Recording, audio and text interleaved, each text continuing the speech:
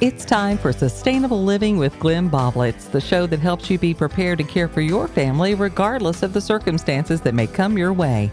Now, here's your host for today, Mark Lamb. Well, we're back with Glenn Boblitz. Janet does such a good job. Of course, she's on Memorex there, introducing us, but nonetheless doing a fine job there, Rose. Glenn, we're here. We tried to record yesterday, had some computer problems, got those fixed.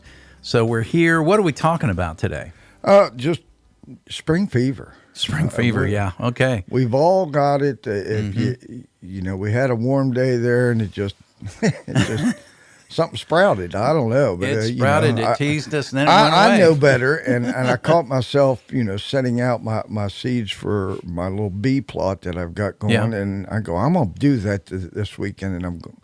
The other side of me goes, no, you idiot. Right. It's not time, but we all want to do it, and I've seen a lot of plants at the garden centers going out, and everybody, and that kind of gets you fired up, and stick it out there in the garden, and frost. Yeah, I know. I don't know if it frosted last night, but it got darn cool. I mean, you could wake up tomorrow and have a frost, and that's just bad. And especially on like seeds and things that have tender roots. The seeds will germinate underground. Usually takes 3 to 5 days. Right. If that seed cracks open and that little root hair comes out, right, and it drops down to 30 degrees and a little bit of frost, it's done. Yeah. So 5 days later, you're going, why haven't my squash plants come up? Yeah.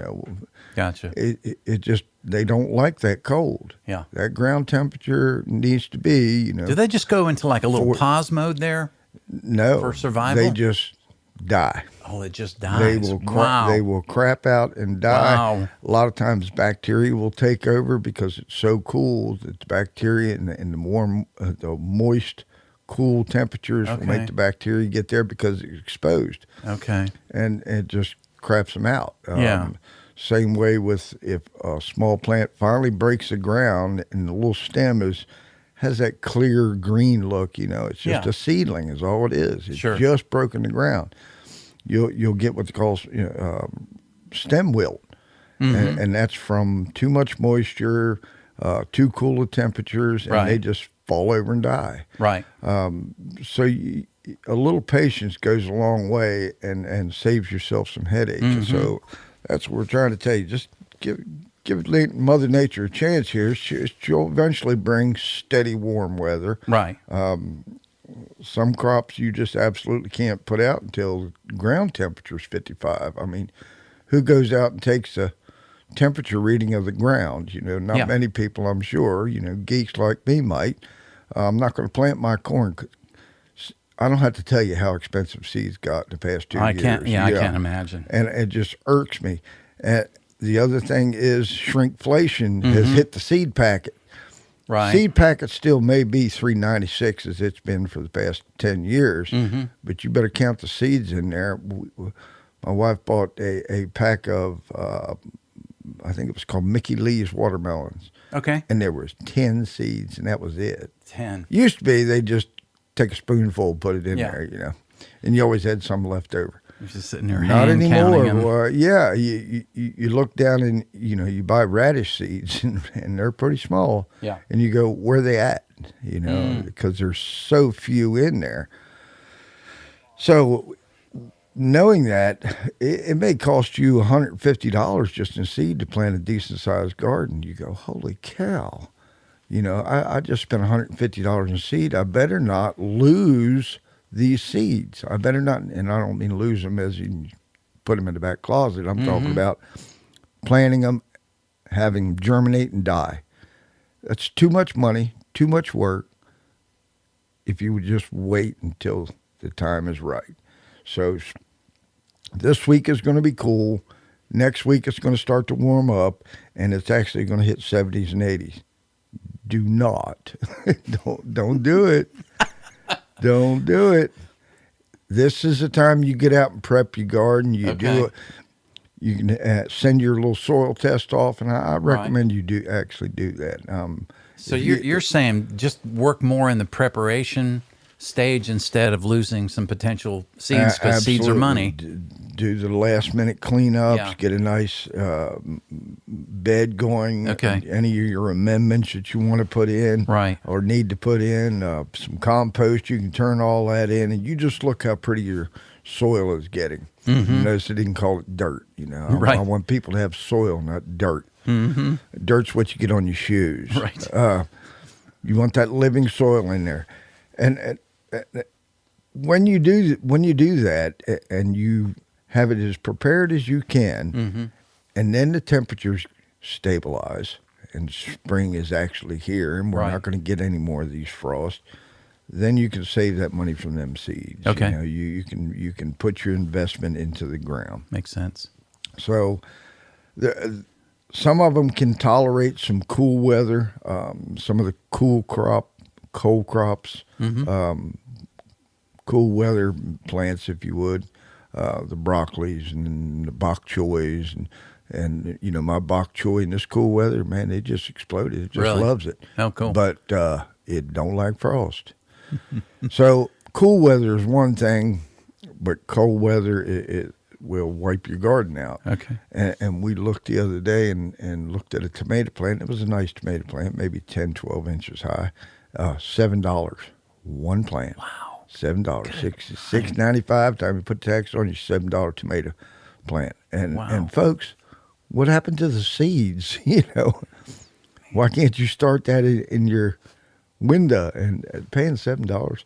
Now, if you got Is just it a true? patio garden, that's one thing. But Okay, these videos out there that you see, on Facebook or whatever, on the reels, they show how people they've cut their, let's just say their green pepper, right, and thing that's got all the seeds in it, and they dig a hole and they stick their thumb in it and they push that puppy down in there, and it's still attached yes, to the original, and they say how you can grow. What's the disadvantage of that versus letting them dry out and all that kind of stuff? Are you getting a weaker plant by doing it that way instead of buying the seed, for example? I'm just curious. Well, was the pepper the best pepper you had? Was it fully a mature pepper? Because as any of the vegetables grow and mature, they will eventually get past the ripening stage where you could eat it, Right. and it starts to degrade. Now, what happened is all the energy is being put into the seed for next year. And I've seen people do this, what you're talking about. It's kind of like a propagation, an asexual propagation, where the seed is actually in the plant, or in the fruit, I should say, and you're just going to plant them all. Now, there may be 300 seeds in there, and the little stem may actually root. That's like taking a cutting from a plant and starting a plant that way. So some vegetables will do that. Some will just germinate from the seed that's already there if they're mature enough. It's not the best idea. Right. One that I would say does work is the onion. If you Okay, yeah. roll your onion to the side and you whack off that root system, Right. a little nub at the end that you can't eat anyway, and you put that in the ground, all you're doing is taking a cutting from your vegetable Right. that already has a root system established, and it may do just fine. Okay. Is it convenient? Probably not. Okay. But you can do it. And that is a way to say you're actually cloning. That's what you're actually Okay. doing. Right. Because you've taken the mother vegetable plant that has a fruit at the end, and you're actually taking the same genetics and getting them again. Well, and that's the part, the genetics part. You may be trying to duplicate something that's Right. been degraded because, like you say, you get it, it looks good, Right. it's big, and then you bite into it and it's a different game. I agree. Yeah, some of these are hybrids, and they're actually sterile as far as the seeds, or the genetics is going to make it go back to one of the other parent plant. Cucumbers are notorious for this. Okay. Hybrid cucumbers, you'll end up with a old timey cucumber that was actually round. It was a little fat round. Really? Okay, that's interesting. And it's not the best eating cucumber. Okay. But it has genetic traits in it that they wanted to show up when they hybridized it. Okay. So that the old timey cucumber is very, very tough. It doesn't get leaf wilt. It resistant to bugs, resistant to certain types of rots and bacteria. So that's what the hybridization is all about anyway, is just trying to speed up the traits because you couldn't get them naturally. Okay. Now, they've been developing all these hybrids for a long time, and they can actually stabilize that strain, but it takes years. Okay. And truthfully, that's why some of the seeds cost as much as they do. Okay. Because All they right. had, 5 years worth of research, 10 years worth of hybridizing to get that strain stabilized. Okay. Heirlooms, on the other hand, are not like that. They're going to give you the same thing over and over again. It may not be the perfect fruit, but Right. at least it has traits that you've already seen. Okay. You know that they're disease resistant because they've acclimated themselves to our country. There is things called landrace seeds in which you just let them do what they want and see how they come out. Okay. Now, you could actually develop a hybrid between something and the hybrid be sustainable. It will stabilize itself and acclimate itself to our area. Oh, interesting. Wow. So, you may be doing the research yourself over the next 10 years and you go, okay, I like this variety tomato. And a lot of people do this. I like that variety. And I don't like this because it doesn't do well here. Well, if it's an heirloom and it doesn't do well the first year, give it a chance for the second year. If it still doesn't do stuff, then, put it in the card file and say, this one's not good for Right. here. But some of them will strengthen their own genetics. Interesting. And they will get used to our soils, used to our climate. Okay. Certain trees are that same way, fruit trees in particular. Some peaches will not do well here. They just will not. Although some will. The little cling peaches, they seem to adapt pretty quickly. But, who wants to can a cling peach because the little stone inside doesn't come out of a cling peach. okay. And if you want to hear my wife get a little upset is, for us to bring home a cling peach tree, and she'll go, I ain't planting that thing. I know what that is. So there's a lot to just planting your garden, and Sure. and the best thing you do is get with people that's good at it, and listen to them and see what they plant. Right. You may not like okra, you may not like cranberry beans, but you may like striped tomatoes. You may have never tried a Cherokee black tomato. Until you do, you won't know. And you start asking these people, which one did you grow? And these do best for me. And there'll be a myriad of reasons for it.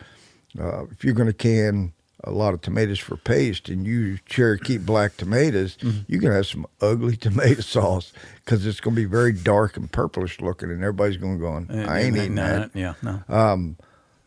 Corn, there's lots of corns out there, of course, hybridized, most of them. I tend to go to the stabilized strains or heirloom strains. Okay. We actually grow a Ohio Blue Claridge. Okay. Been around for 400 years. Wow. The drawback to that is my cornbread is blue. Right. It looks like you put dye in it, but and everybody goes, why is your cornbread blue? Because that's what it is. It's Ohio Blue Claridge. But it's a very disease resistant. It's been around a long time. Has a good yield and lots of good reasons for it. You can actually feed it to chickens. It's actually a sweet corn. Oh, okay. So a lot of the corns, if you grind them in for a flour, tend to be bitter unless it is a specific hybrid corn that you're using for cornmeal. And that's what they do at the store. The store is a specialized hybrid that is not bitter, and they can grow it in huge quantities. Okay. For me, I just need to be able to grow it every year. And I don't want to pay, $20 a pound for the seed. And that's about what an heirloom corn is going to cost you. It's about $20 a pound. Now, there's a lot of seed in a pound, and you need quite a bit of room to plant all that, but I don't need to buy it anymore. Right. I've got plenty and tend to give a lot of it away for people to try.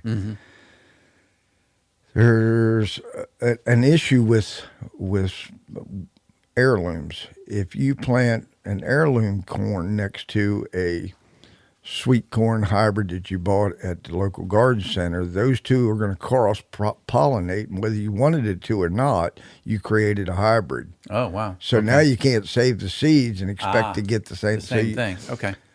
And our rule here is 1 year we'll grow for the Ohio Blue Claridge by itself. The next year we'll grow sweet corn, and we grow enough to carry us 2 years. If we've got a sweet corn that it was so sweet you can't put it in anything else. It's too sugary. Oh, okay. So it'll ruin a soup. It'll make your soup sweet, and right. it's just not what I was after. But so we do have canned corn. I'm not a big fan of canned corn, but we also freeze corn. Cut it off the cob, freeze corn. And I swear it tastes just like we just cut it off the cob and put it on the plate. So whatever you like, you can do that. And if you want to get ahead of the game, find out what the other people are doing. Right. And try it. If you don't want to experiment in your own garden, wait till your neighbor grows it and say, let me buy a couple of those from you, or let me trade a couple of those from, whatever you got to do. Well, let's take this opportunity, because you've talked about conversations, just talking to people. There's going to be an opportunity here coming up early May to do just that. Yep. Let's talk about your event. May 3rd at the Lindan Ruatan Center. It's just below the Kubota dealership, 2360 English Tavern Road. Starts at 10 o'clock. We have some free classes for you. We're going to learn about how to help your bees. Bees need flowers all year long. I'm going to give you some tips on how to get a little patch of food for your bees. Our little group has just scored a whole bunch of beehives from a man who had passed away and gave his daughter the business. Okay. Now, it's way too many for her. Right. But she was generous enough to allow other people to purchase some of them at a very discounted rate. So over this past 2 weeks, we've brought in, I think it was 15 or 16 hives into our area. Now, that's pretty important, being that the whole world has lost almost 50% of their bees this year alone. That was a big hit. They don't know why. Yeah. And it's just like a collapse, right? So whatever is happening, and I think some of that is just agricultural practices, but we need to keep these bees alive, folks. Without them, we're in deep doo-doo. Right. There's more than one kind of bee out there.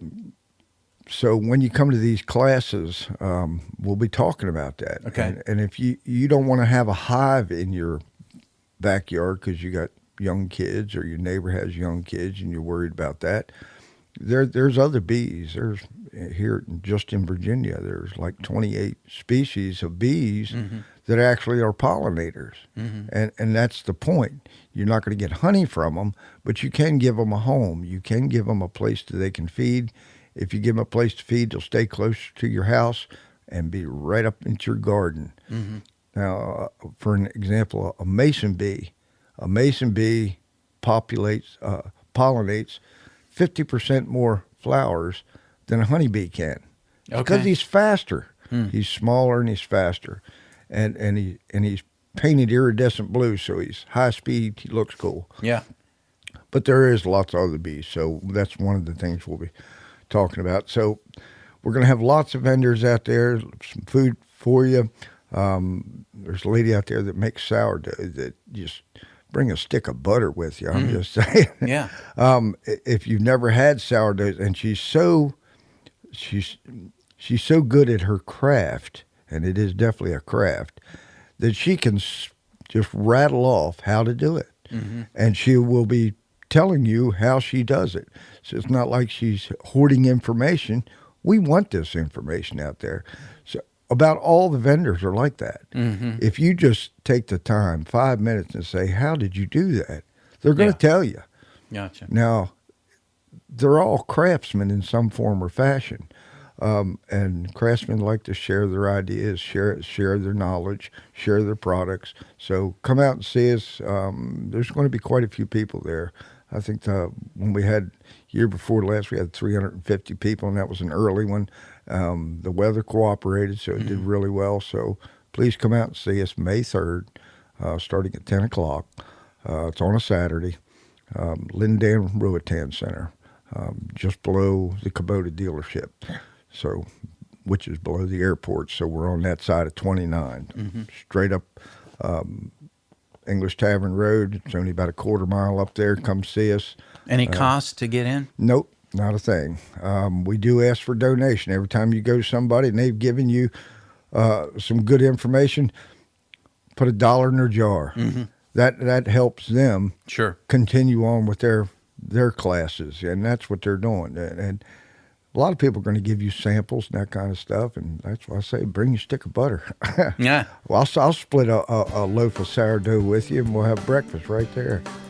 Come on out and see us. Okay. This will be a good time to take a break. We'll be back with Glenn here in just a couple of minutes and pick up where we left off, talking about spring fever and some of the things to do. Be a little more patient, because we could see some fluctuations in the market. Wait a minute. Did I just say the market? I meant the temperatures. Be patient on both. We'll be right back. Get ready for a new soundtrack for your life. Doc Rock, Smith Mountain Lake.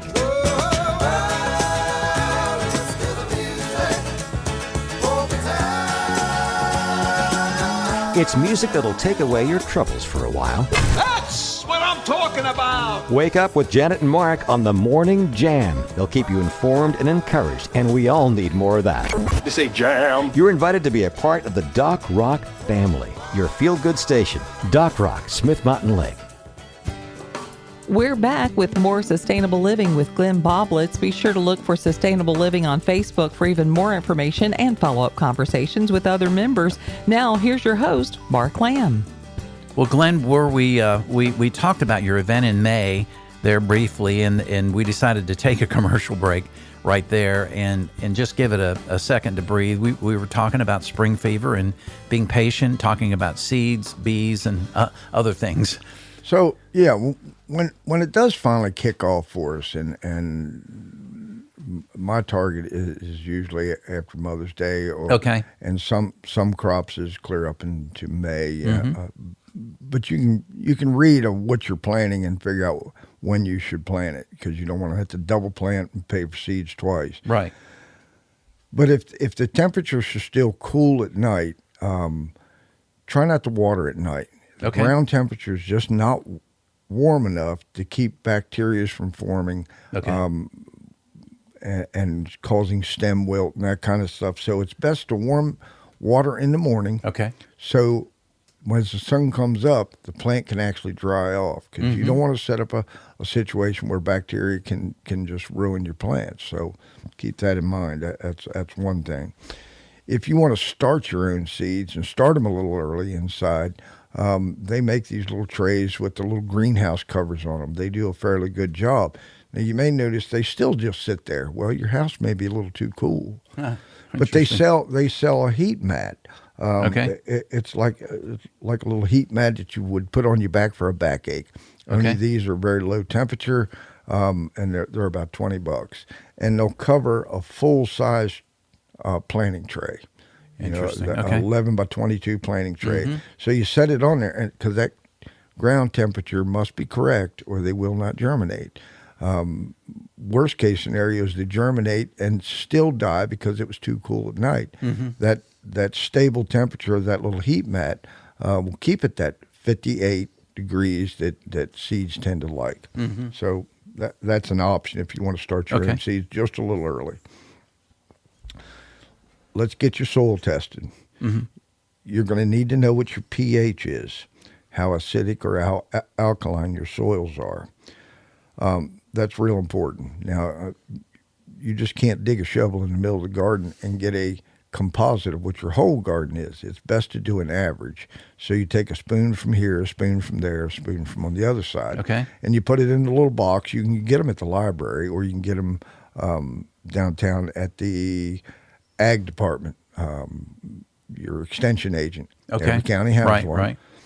And they send it off, and I think the lab is at Virginia Tech, and they do a real good job, and you'll get an analysis back, not only of what your pH is, but it'll tell you how much nitrogen you have in your soil, how much carbon is in your soil. And of course, we all know that that's real important because we're a carbon-based planet. Right. So all that information, and then you can start figuring out how much do I need to add. Now, it'll tell you by the acre. Well, you're going to have to do some math here, folks. You know, if you have 100 square foot, and you're going to have to do some math to figure out what that ratio is going to be. So it's all science, all math, and you're going to have to do a little bit and figure it out. You can Google about anything. Yeah, I know. Or just ask a question at Sustainable Living Made Easy. This is the made easy part. Right. You know, I don't know how to figure that out. So shoot me the question. All right, and that's through Facebook, right? Yeah. And if I don't have the answer immediately, I am not so foolish that I don't know where to find it. I'll go dig in my library and find that answer for you, no matter what it is. And if I can't find it, I'm gonna find somebody that can. So don't think that there's a silly question. The only ones that are silly are the ones you don't ask. Right. And you make a mistake. Don't do that. It's far better to learn from someone else's mistakes than to make them yourself. Ask me how I know. So stay in touch, ask these questions, educate yourself, and get ready for spring. Okay. All right. Educating yourself. Consider learning a little more about your soil. When I say soil, it should be living soil. And that's all you have to type in to get hundreds of articles nowadays. When I started this, no one was talking living soils. They were talking about 10-10-10 fertilizer on the thing. So just punch in living soils, and it's going to lead you down a rabbit hole of hundreds of articles. It doesn't matter if you don't understand it all right away, but the picture will start getting much clearer. Okay. Just as the American farmer is starting to get a clear picture of living soils. Now that sounds silly. Of all the people that should know what soil should be, it should be a farmer. Right. That's not true. He's been told what his land needs by a salesman, a fertilizer salesman. Yeah, that makes sense. I mean, after World War II, they had all these chemicals they needed to get rid of, and they said, well, we can use the nitrogen from the nitroglycerin and make fertilizer out of this and sell it. Ta-da! The fertilizer industry was born. And that's how it happened, folks. Wow. But there's a problem with chemically made fertilizers. They produce a salt. Now, not like salt on your table, but the same principle. Right. If too much salt builds up, it will poison the soil, and that's what's happening too. Right. That's what happened in the 1920s, in the Dust Bowl of the 1920s. The soil just lost all life and aggregation, and it just blew away. Yeah. Dried up, blew away. Yeah. And everybody, well, it was just climate change. No, it was not. It was over farming. Yeah. And that's what happened. So we don't ever want to do that again. But the American farmer is starting to figure out that it's costing him too much. To do the way he's working his operation is costing him too much. There's just no wiggle room. Right. 25% of everything he spends on the farm to get a product out is dealt with fertilizer. That is a huge chunk. Well, what if you could eliminate that? That's what these programs have figured out, restoration agriculture. Okay. We've spoke about it. Pioneer Gabe Brown. Here's a cool thing. I've just spoken before about this guy. Gabe Brown is just Is he the guy like up in dry Waynesboro land- or Harrisonburg? No, that's Joe Saladin. Okay. Same principle. They're Okay. talking about living soils and how it should be done. Sure. Got it. So Gabe Brown was just inducted to the Agriculture Hall of Fame. Now that don't mean squat to 90%. And it doesn't sound very prestigious to most people. But it should mean but something. it's a big deal. Yeah. Ask Virginia Tech. Mhm. So this guy is doing nothing but going around all around the world and using what he has learned Right. about living soils to try to help the American or the world's farmers to be much more efficient. Okay. If the farmer could eliminate all these chemicals that he's putting onto his land, he just made 25% more. I just told you it was costing you 25%. If you don't have to do it anymore, you just save 25%. Exactly. Yeah. And that is just but one category, the purchase of and application of fertilizers. Then there's pesticides. If you have a healthy field that you don't mow for hay and take the goodness off the land, you let the cattle go through and recycle it. Now you have a closed loop system where you're not losing anything. The energy is coming from the sun to the plant, to the animals, to you. You see that there's no one taking that off the land along with all the minerals. So there's a relationship, and one is helping the other without destroying any. Right. And that's the whole principle of this restoration and regenerative agriculture. Restoration agriculture, restoring the land. Even the Bible tells you to be good stewards of the land, and we have not been. There's lots of techniques. It's a lot involved. If you want to know the nitty gritty of it, spend the next several years learning about it. It's that important. But you can get the gist of it. You watch some of his videos. There's lots of online courses, and if you have a little homestead, maybe 8-10 acres, and you're raising corn and cutting hay, and maybe you ought to think about not doing that. And is there a better way? It's far less equipment needs to do it when you do the techniques that they're talking about. It's just a win-win, and it's not as hard. First thing you're going to hear is, "Oh, it's too much work." No, it is a little bit of work every day, as opposed to just from spring till fall of just massive amounts of work, time, energy, money, equipment. Yeah. Because you have to do all those things to get crops off the land. Don't take the crops off the land. The only crops should be coming off the land should be a minimal amount, as in produce. But your land's going to put out more plant material than you take away. That extra plant material gets turned back into the soil rather than taken away, and that works the same way with hay.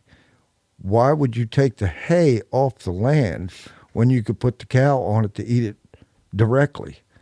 And if you do rotational grazing, where you only let the cows take a small amount every day, and don't let them go back and beat up that ground, That makes and sense. let it heal itself up. Right. So you just rotationally graze them around a small plot of land. And then you start over. By the time you've started over, it's ready again. And you took nothing off the land.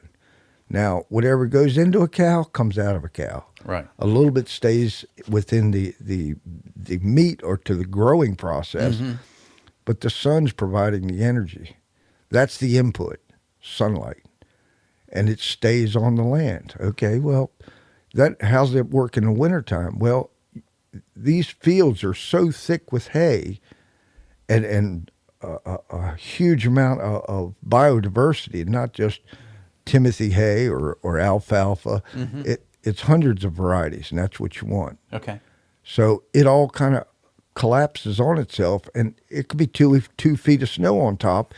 Dig the snow away, and there's green grass under there. How is that possible? Yeah. Creates an insulation. And these cows, and especially out west in Oklahoma, where they get real snow and not much rain, these cows will be plowing through the snow, 2 feet of snow. They're not hiding in the barn. They know there's green grass, so they plow up underneath all this grass that has fallen over, and there's green grass there, still growing. Yeah. You don't see that on hayfield.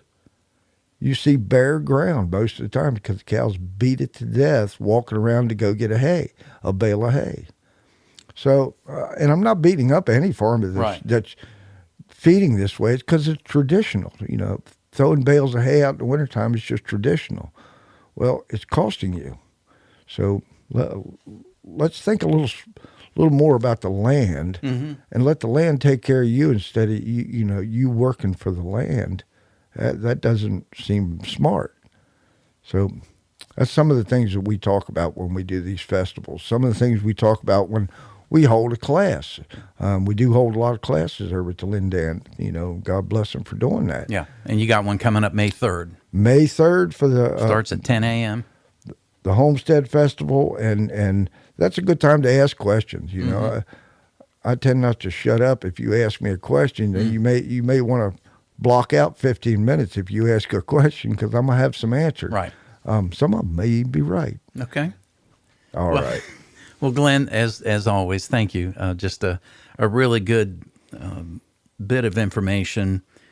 Patience is one of those things that we talked about because of the fluctuation of the temperatures. We don't want to lose, especially at the cost of the seeds, like we talked about at the beginning. But it sounds like that if they're interested in any of this would be a great way to get more information. Like you said, ask some questions. You'll have some great people there representing all these different areas. Like-minded people. Yes. So if you're doing these homesteading things that you're trying to be more sustainable, this is where you should want to come. All right, bud. Thank you. Thank you, Glenn. Join us again next week for Sustainable Living with Glenn Boblitz, helping you be prepared and not scared. This podcast drops every Friday anywhere you get your podcast.